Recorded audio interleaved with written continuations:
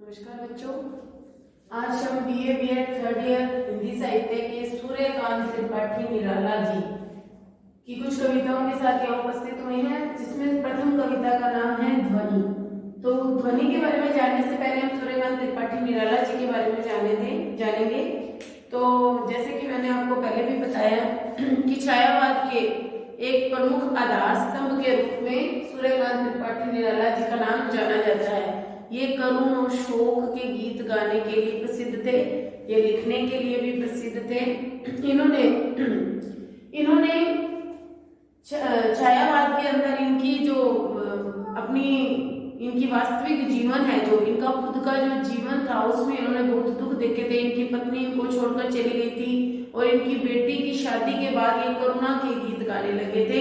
इन्होंने एक सरोज स्मृति नामक एक शोक गीत लिखा है, जो कि बहुत प्रसिद्ध हुआ। इसके अलावा इनकी बादल राग, वह तोड़ती पत्थर और अन्य स्नेह निर्जर बह गया, अन्य अनेक ऐसी कविताएं और भी हैं जो इन्होंने हिंदी साहित्य को इनकी अमूल्य निधि के रूप में हम मान सकते हैं। तो आज हम ध्वनि के बारे में पढ़ेंगे।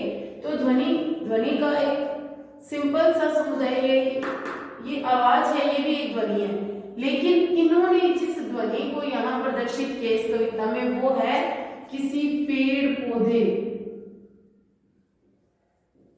पौधे के आंतरिक मन की जो ध्वनि है, उसका वर्णन किया गया है। किसका वर्णन किया गया है? पेड़ पौधों के आंतरिक, प्रकृति के आंतरिक मन का वर्णन किया गया है। इसके अंदर एक पेड़ का, एक छोटे से पौधे का वर्णन किया गया है। अभी न होगा मेरा अंत, अभी अभी ही तो आया है मेरे वन में मृदुल बसंत। अभी न होगा मेरा अंत, हरे हरे ये पात, डालियां कलियां कोमल गात, मैं ही अपना स्वप्न मृदुल कर, फेरूंगा निद्रित कलियों पर, जगह एक प्रत्युष मनोहर। तो अभी न होगा मेरा अंत, एक पौधा बोल रहा है। कौन बोल रहा है? पौधा क्या कह रहा है कि मेरा अंत अभी नहीं होगा, अभी अभी तो मेरा जन्म ही हुआ है, अभी मेरा अंत नहीं होगा, अभी मेरा समय नहीं आया है मृत्यु का, अभी अभी ही तो आया। वो कह रहे कि अभी अभी तो मैंने इस जीवन में प्रवेश किया है, मेरा अभी तो मैं अंकुरित हुआ हूँ, अभी तो मैं खिला हूँ, तो अभी मेरा अंत नहीं आया है। मेरे वन में मृदुल बसंत, मेरे वन रूपी घर में मृदुल कोमल बसंत छाया है, अभी न होगा मेरा अंत। इस प्रकार अभी मेरा अंत नहीं होगा। हरे हरे ये पात, हरे हरे पात क्या होता है? पत्ते। हरे हरे जो ये पत्ते हैं, डालियां कलियां कोमल गात, और मेरे पौधे पर अभी अभी तो नए हरे हरे पत्ते आए हैं, डालियां निकली हैं, छोटी छोटी कलियां और कोमल शरीर रूपी तने वगैरह मेरे अभी बन रहे हैं। मैं ही अपना स्वप्न मृदुल कर, आगे कवि कह रहे हैं कि मैं पौधे के रूप में, पौधा कह रहा है कि मैंने अपने स्वप्न को, अपने सपने को कोमल कर फेरूंगा निद्रित कलियों पर। मैं अपनी जो अपने स्वप्न रूपी जो भाव है, उनको लेकर जो सोई हुई अलसाई हुई कलियां हैं, उनको अपना स्नेह रूपी हाथ फेरूंगा, जगह एक प्रत्युष मनोहर, और उन सबको बहुत सुंदर रूप में, मनोहर रूप में जागृत करूंगा। फिर से देखिए, अभी न होगा मेरा अंत, कि एक पौधा अपनी व्यथा बता रहा है कि अभी मेरा अंत नहीं होगा, अभी अभी ही तो आया है मेरे वन में मृदुल बसंत, अभी अभी ही तो मेरे वन रूपी घर में क्या आया है? कोमल बसंत की खटखटाहट हुई है, अभी अभी उसका स्वागत कर रहा हूं मैं, अभी न होगा मेरा अंत। इस प्रकार अभी मेरा अंत नहीं होगा।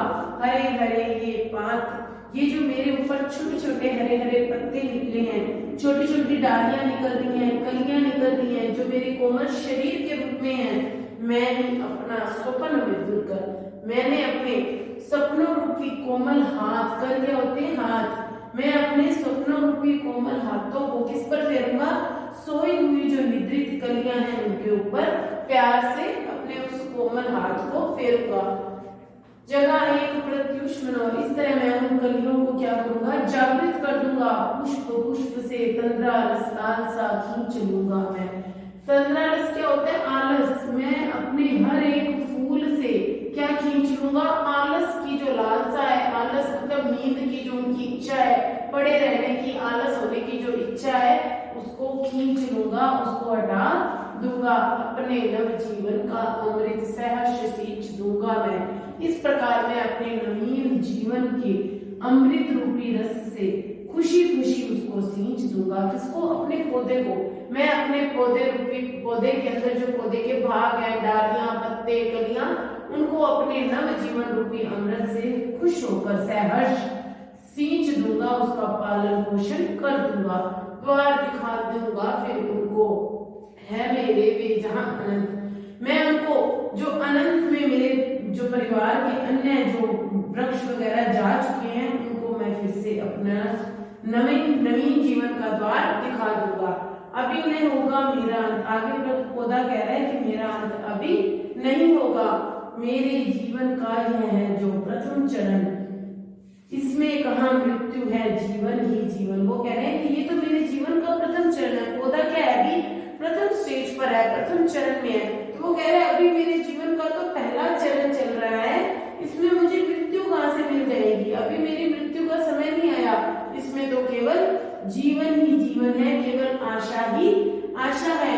अभी पड़ा है आगे सारा यौवन। अभी तो मेरे सामने पूरी युवा अवस्था पड़ी है, पूरा यौवन काल पड़ा है। तो अभी मेरा अंत कैसे हो सकता है? स्वर्ण किरण कल्लोल पर बहता है यह बालक मन मेरे ही राग से। तो वो कह रहे हैं सोने की किरणों, मतलब सूर्य की किरण। स्वर्ण किरण में क्या होता है? सूर्य की किरण। पौधों पर जब सूर्य की किरण पड़ती है तो उनको क्या मिलता है? भोजन मिलता है, उनको पोषण मिलता है। तो वो कह रहे हैं कि स्वर्ण किरण, सोने की किरण पर क्या कर रही है? मेरा मन रूपी बालक क्या कर रहा है? रूपक अलंकार का प्रयोग हुआ है। मेरा मन रूपी बालक क्या कर रहा है? कलोल कर रहा है। कलोल का मतलब होता है क्रीड़ा, खेल रहा है। मेरा मन अभी तो सुनहरी जो किरणें है सूरज की, उसके ऊपर क्या कर रहा है? कलोल कर रहा है, क्रीड़ा कर रहा है। इस प्रकार मेरा मन उस अच्छी भावनाओं पर बह रहा है मेरे ही अविकसित राग से। मेरे अंदर जो प्रेम भरा हुआ है, जो अविकसित प्रेम है, उस प्रेम पर क्या कर रहा है? मेरे इस प्रेम पर वो बह रहा है। अविकसित राग से विकसित होगा बंधु दिगंत, अभी नहीं होगा मेरा अंत। इस प्रकार जो मेरी अविकसित राग है, जो अभी खिली भी नहीं है, उससे क्या विकसित होगा? हे बंधु, उससे अनेक दिशाएं विकसित होंगी। क्योंकि जब मैं वृक्ष बन जाऊंगा तो मेरी डालियां अनेक दिशाओं में फैलेंगी, तो वो बंधु के रूप में अनेक दिशाओं में जाएंगी। अभी नहीं होगा मेरा अंत। इस प्रकार मेरा अंत अभी नहीं होगा। फिर से देखते हैं यहाँ से, द्वार पुष्प पुष्प से तंद्रा आलस लालसा खींच लूंगा मैं, कि मैं हर एक पुष्प से आलस रूपी लालसा को खींच दूंगा और उनमें नवीन जीवन रूपी अमृत को सहर्ष भरकर उसे सींच दूंगा और उसको मैं अनंत दिशा दिखा दूंगा। किसको? अपने वृक्ष के जो अन्य भाग हैं उनको मैं अनेक दिशाएं दिखाऊंगा। इस प्रकार मेरा अंत नहीं होगा। मेरे जीवन का तो अभी पहला चरण चल रहा है, इसमें मृत्यु कहीं नहीं है। यहाँ तो केवल आशा ही आशा है, जीवन ही जीवन भरा हुआ है। सुनहरी किरणों सूरज की अभी पड़ा है आगे सारा यौवन। अभी मेरे आगे पूरी युवा अवस्था पड़ी है। सुनहरी किरण, सूर्य की सुनहरी किरणों पर मेरा बालक रूपी मन क्रीड़ा कर रहा है। मेरे अविकसित राग से मैं विकसित करूंगा अपने जो बंधु हैं, डालियों रूपी बंधु को अनेक दिशाओं में विकसित करूंगा। इस प्रकार अभी मेरा अंत नहीं होगा। तो आज हमने सूर्यकांत त्रिपाठी निराला जी की ये एक जो कविता है ध्वनि, उसका अध्ययन किया। अभी हम एक अन्य कविता का अध्ययन करेंगे।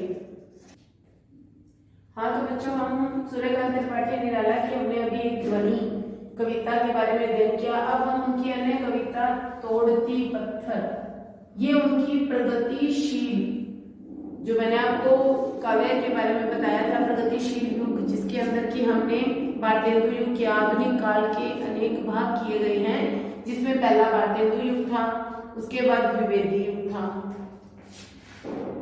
भारतेंदु, फिर द्विवेदी, फिर छायावाद, फिर प्रगतिवाद, फिर प्रयोगवाद,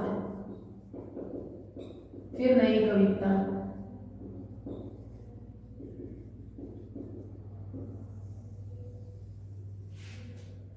तो आधुनिक काल के जो ये भाग है, इसके बाद गद्य साहित्य है। तो इन भागों में जो प्रगतिवाद था, ये प्रगतिवाद में सूर्यकांत त्रिपाठी निराला जी वैसे छायावाद के कवि थे, लेकिन प्रगतिवाद उनकी कविता लेखनी चलती रही, तो उन्होंने उस युग के समय सीमा के अंदर ये कविता लिखी दौड़ती पत्थर, जिसमें एक मजदूर स्त्री, एक श्रमिक स्त्री के बारे में बताया गया है, उसका वर्णन किया गया है कि वो किस तरह लू और गर्मी और धूप और जेठ के महीने के अंदर वो अपना कार्य कर रही है और लीन है, उसके सामने बहुत परिस्थितियां आ रही है, लेकिन वो उन परिस्थितियों पर गौर नहीं कर रही, उसको कोई देख रहा है, उसको अनदेखा कर रही है, वो कवि ही है जो उसको देख रहा है और उसी पर उन्होंने ये कविता लिखी है। आज हम इसके बारे में अध्ययन करेंगे। सूर्यकांत त्रिपाठी निराला जी की अन्य कविता तोड़ती पत्थर। वह तोड़ती पत्थर देखा उसे मैंने इलाहाबाद के पथ पर, वह तोड़ती पत्थर नहीं छायादार पेड़ वह जिसके तले बैठी हुई स्वीकार, शाम तन भर बधा यौवन नत नयन प्रिय करम रक्त मन, गुरु हथौड़ा हाथ करती बार बार प्रहार, सामने तरु मालिका अट्टालिका प्रकार चढ़ रही थी धूप। तो इसके बारे में पढ़ेंगे। यह कौन है? वह मजदूर स्त्री है। ये वह मजदूर स्त्री, जिसको हम श्रमिक स्त्री भी कह सकते हैं, श्रमिक महिला भी कह सकते हैं। तो वह श्रमिक महिला पत्थर तोड़ रही है सड़क पर। पत्थर तोड़ने, सड़क बनने से पहले वहां पत्थर तोड़कर जो एक रो बिछाई जाती है, एक लाइन बिछाई जाती है पत्थरों की, उस पर वो कार्य कर रही है, वो काम कर रही है, मजदूरी कर रही है। वह मजदूरी करती हुई पत्थर तोड़ रही है। देखा उसे मैंने इलाहाबाद के पथ पर, इलाहाबाद के रास्ते पर मैंने उस मजदूर स्त्री को, ये मैंने कौन है? कवि है। कवि कह रहे हैं कि मैंने उसे उस इलाहाबाद के रास्ते पर क्या करते देखा? पत्थर तोड़ते हुए देखा। वह पत्थर तोड़ रही थी। फिर से देखो, वह तोड़ती पत्थर, वह मजदूर स्त्री पत्थर तोड़ रही है।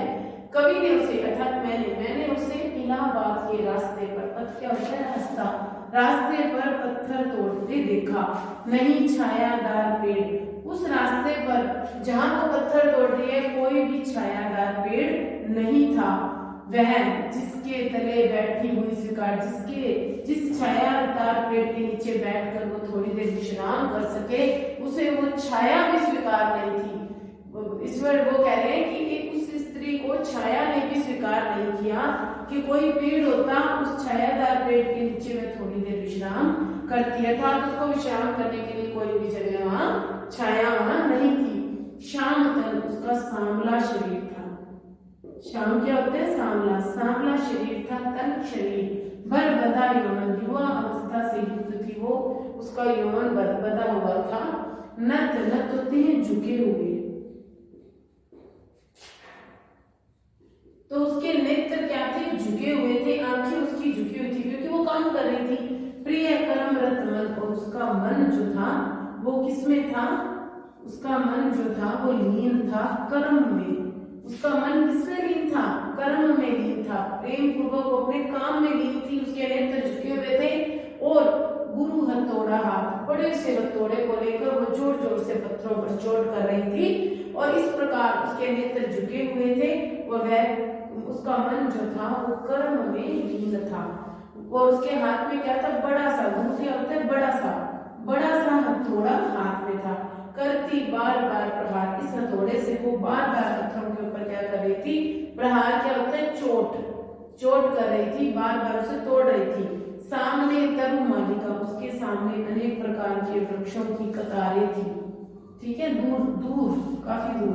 अट्टालिका प्रकार, और बड़ी बड़ी क्या थी?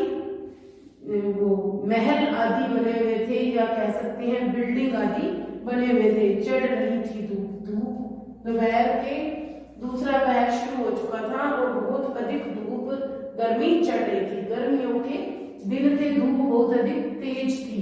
दीवा का तमतमाता रूप, दीवा क्या होता है? दिन का बहुत गर्म और झुलसा हुआ रूप उसने देखा। उठी झुलसाती लू, उसी समय देह को, शरीर को झुलसाने वाली, जलाने वाली लू चल पड़ी। रुई जो तपती जलती भू मतलब धरती, धरती किसके समान जल रही थी? एक रुई के समान जल रही थी। गर्द जिंदगी छा गई, प्राय हुई दोपहर, इसी प्रकार चारों तरफ धूल छा गई और दोपहर हो गई। वह तोड़ती पत्थर, इस प्रकार वह अपने कार्य करती रही और पत्थर तोड़ती रही। देखा मुझे तो एक बार उस भवन की ओर देखा, तो उसने पहले तो मुझे देखा और देखकर एक बार फिर उसने उस भवन की ओर देखा जो सामने बड़े बड़े भवन बने हुए थे, उसकी ओर देखा। लगातार चिन्ह था, लगातार देखकर कोई नहीं देखा मुझे उस दृष्टि से। उसने मुझे देखा और देखकर अनदेखा कर दिया, जैसे मैं उसका कोई नहीं हूँ, जैसे वो मुझे नहीं जानती और उसको कोई फर्क नहीं पड़ रहा कि उसे कोई देख रहा है। इस तरह से उसने मुझे उस दृष्टि से देखा। जो मार खा रोही नहीं सजा सहज सीता। उसने मुझे किस दृष्टि से देखा, जिस प्रकार हम किसी को मारे और वो रोता नहीं, उस दृष्टि से उसने मुझे देखा। सजा सहज सीता सुरी मैंने वह नहीं थी जो सुनी झंकार। उसने अपने भावों को सितार, दुख रूपी भावों का सितार सजा रखा था और मैंने उसमें वह झंकार सुनी जो मैंने आज तक कभी भी नहीं सुनी थी। एक क्षण के बाद कांपी सुगढ़, वह सुगढ़ महिला एक क्षण के बाद कांपने लगी। ढुलक माथे से गिरे शिकर, क्योंकि लू चली ना तो वो कांप उठी और उसके माथे पर से शिकर क्या होती है, पसीने की बूंदें, पसीने की बूंदें ढुलक गई। बहुत अधिक गर्मी और लू की वजह से पसीने की बूंदें ढुलक गई। लीन होते कर्म में फिर वो अपने कार्य में फिर से लीन हो गई और यो कहा मैं तोड़ती पत्थर। अब अपने मन में कह रही है कि मैं पत्थर तोड़ रही हूँ। फिर से देखेंगे पूरी कविता।